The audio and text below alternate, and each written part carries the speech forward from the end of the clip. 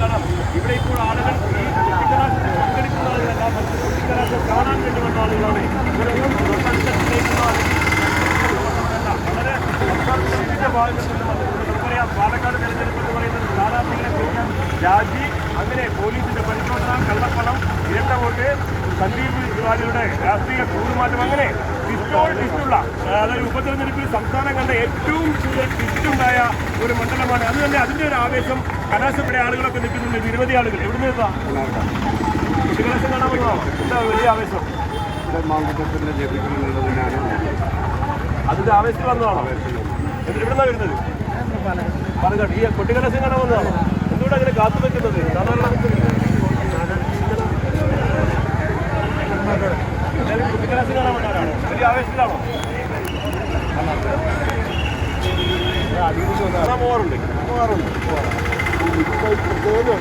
രാഹുൽ ഞങ്ങളുടെ നാട്ടിലെ ആളാണ്, എല്ലാവരും എത്തിയിട്ടുണ്ട്.